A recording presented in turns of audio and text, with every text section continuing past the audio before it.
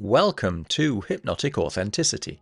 This is a place to reflect, a place to unwind perhaps, to understand yourself a little better, and to gently reshape the patterns that guide your life. A little bit like a conversation between you and your deeper self. So I'm offering a sprinkling of hypnosis, insight, some meditative guidance, and it's all going to be woven throughout a deep sense of practicality. So that if I do my job well, each episode is going to help you feel more grounded, also more open, and more authentically you. So if you're ready, let's begin. I'm going to do you a video today about how I started to use self-hypnosis as a tool for emotional healing and kind of the journey that I took, the process that I engaged in and the kind of the results that came to. So if you are looking for emotional stability, if you're looking to resolve conflicts inside of yourself or noise inside of yourself, if there's a sort of, maybe if there's some sort of a fire inside of yourself that seems to be trapped inside your skin and you're not quite sure what to do with it, or if there's anger or resentment or any kind of very dominant emotion which is capturing you and stopping you from, getting back on your golden path, if you want to call that. And that's what I'm going to talk about today. So everybody knows when they need to get outside their current pain point, okay? And there are 1,001 charlatans out there that are going to tell you that their way is the way. So I'm not going to tell you that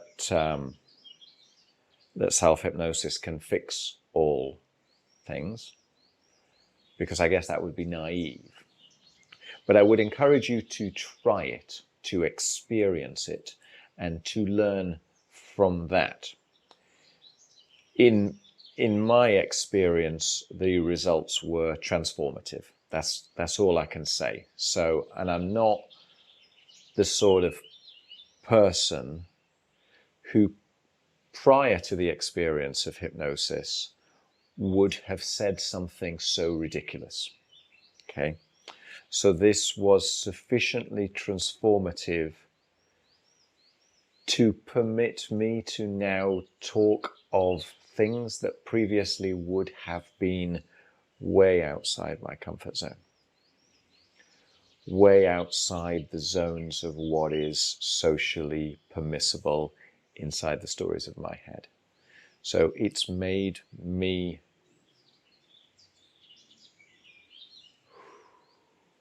so much more than I used to be.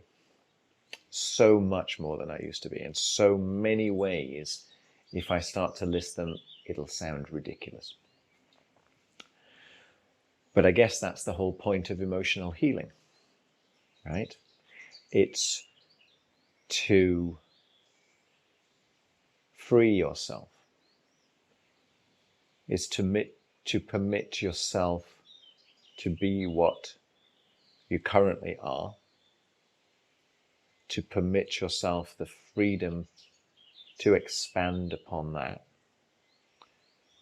to permit yourself the freedom to explore the truth inside of you, to find the peace inside of you, to find the pain points inside of you and stare them in the face and maybe forgive yourself. It's giving yourself the ability to name and own and take responsibility for everything that you currently feel and think and do, and also accept everything which is outside of your control, everything which is bombarding you, and so kind of accepting both your personal power but also your powerlessness. So the end result is a sort of an emotional harmoniousness. Yeah? like all instruments in the orchestra of your body are playing in harmony. I'm talking that level of serenity, that level of completeness.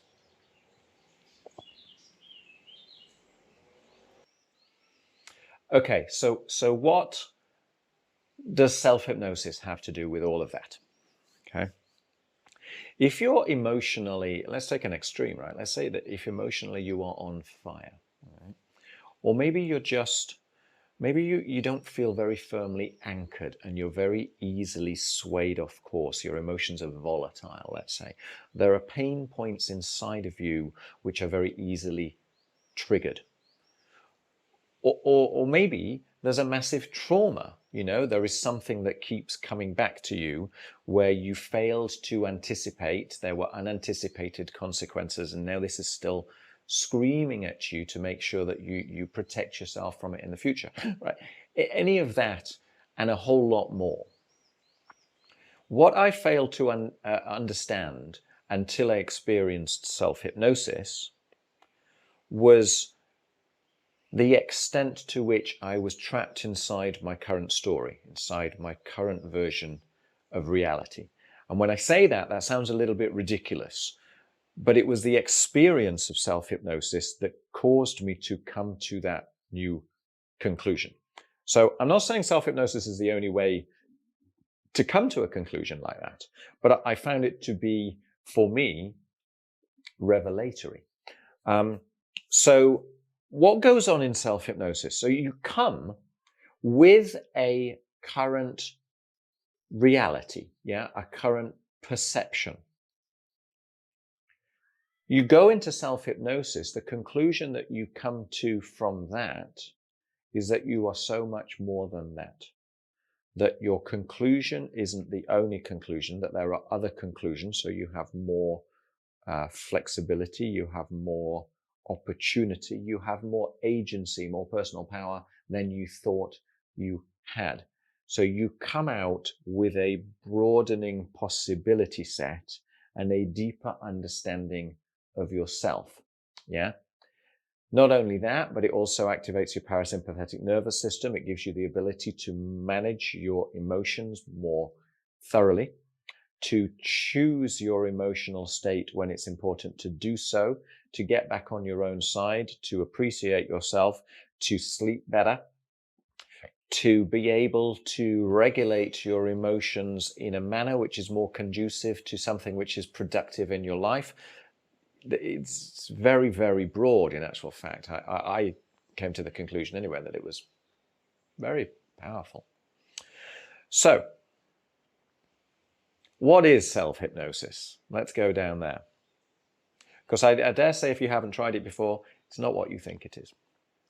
So for me, let's go with the definition of hypnosis, okay? And there are many, multiple definitions of hypnosis. But one of the ones which I kind of like, which kind of amuses me, is the suspension of disbelief, okay? We think we know what we think we know. Hypnosis provides you a route to temporarily suspend what it is that you think you're sure about and consider the rest. Another way of defining hypnosis is the bypass of the critical faculty of the conscious mind, or more colloquially, getting out of this chattering part of your mind that thinks it runs the ship.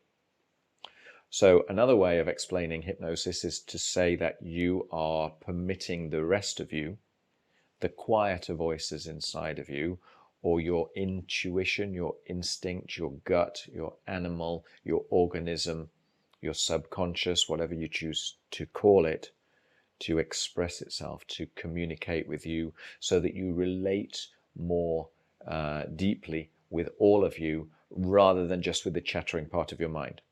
That's another way to look at it. There are a lot of ways of looking at it, but it's a way of accessing deeper truth, broader truth, different types of truth, truths that you were not shining your light on previously.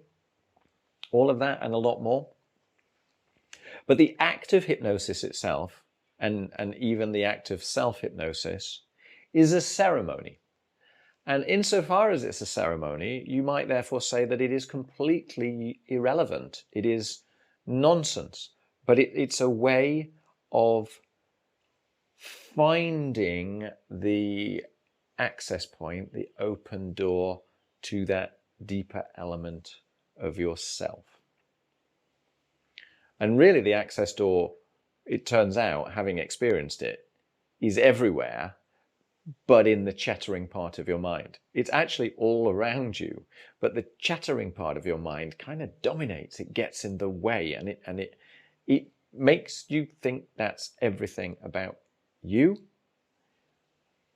And self-hypnosis gives you the ability to discover that there's an awful lot more. So the more I learned about hypnosis, the more I recognized that the ceremony is unnecessary. But until you've experienced it, it's important to go along with the ceremony because somebody else has discovered that that ceremony works. Yeah? As you become more adept at self-hypnosis, then suddenly you realize that it's unnecessary because you were always in hypnosis, in actual fact. If anything, you're trying to de-hypnotize yourself from the small element of your experience and broaden that experiment by releasing the chains of the cage by which you were previously defining yourself. So it turns out that everything is a hypnotic induction if you choose it to be so. Because the only thing actually that you're doing is deciding to go into hypnosis. You're deciding that you're wanting to open yourself up to other ways of thinking or feeling. You're going to do that with a sense of curiosity, a sense of open-mindedness, not a sense of blind gullibility by any stretch of the imagination, but that it might give you extra degrees of freedom. It might give you a different set of feedback to whatever it is that you're currently doing or thinking or feeling. Because the point is, when you are emotionally volatile, you're trapped within a certain way of thinking or acting or feeling. And so the way to heal yourself from that is by permitting yourself to see something different. But of course, the thing is, when you're trapped in your emotions, you don't know how to do that because you're trapped in your emotions. And so the mechanism, the ceremony of placing yourself in self-hypnosis can trigger that switch, let's call it, to permit yourself to consider the rest of it. So at a time when emotionally it's very hard to get out of your story, self-hypnosis is a very powerful tool. Yeah. The end result is a discovery, right? It's an internal voyage of discovery. You come to realize how little of you were paying attention to, how little of the story of life you were paying attention to, and how little of the opportunity set which presents itself around you at every second of the day you were paying attention to. So to a certain extent, you will find greater control, greater agency, greater power, greater self-acceptance just through expanding that awareness of what it is to be you.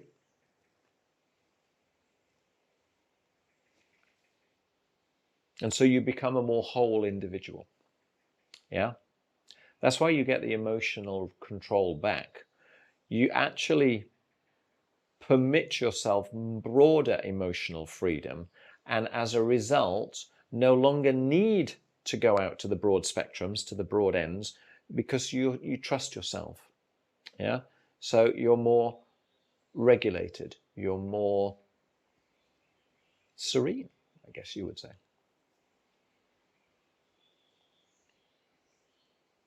I heartily recommend that you try it out. Okay. Now this is what I do on a regular basis. So if you want, you can actually contact me, and we can do, well, we can do a full hypnosis session if you choose to do so. But I will give anybody a free conversation, well, a free chat where I can answer any of your questions about whether or not it may or may not be right for you. Okay, because just because this is my experience doesn't mean it works for everybody. But you could get a book, you could find some, I've done quite a few hypnotic induction videos with a particular purpose in mind. But the thing is, when somebody else is telling you how to go into hypnosis through the medium of video, well, they can't interact with you, right? There's no feedback coming back, so they're making a guess. If you're doing hypnosis for someone in person, then it's a much more collaborative experience. So don't judge too much based around a video or an audio recording of somebody else telling you how to do this, because they don't know who you are. They don't know your trigger points. They don't know how to jump on whatever it is that you are doing at that moment to help guide you there, right? Whereas true hypnotherapy, true hypnotic participation is a collaborative experience. Yeah, very, very different. So you need to understand that. And the thing is, of course, once you've experienced hypnosis, it's far, far easier to do this to yourself on your own, because you know where you're going, you know what the end result is. So, so find ways to practice. But if you look at some of my other videos, you'll see quite a lot of them which talk about hypnosis in one way or another, the methods by which you can go in, some of the different types of ways that you can do that, the benefits, the results, and there are some guided meditations that you can actually access as well. Thank you for joining me today. I hope you enjoyed the episode. If it resonates with you, then follow my podcast. I would also personally be really grateful if you might wish to leave a quick rating. It genuinely helps others to discover the podcast. If you personally would like more guided meditations, you want some deeper insights, you'll find all my links in the description. If you prefer a more visual boost, then you might want to check out my YouTube channel called Authentic Life Hypnosis. And if you're looking to do some deeper work that goes beyond one-way audio, then obviously you're very welcome to reach out. Equally, if you have any questions, I'm here to help. Thank you for listening, and I'll see you in the next episode.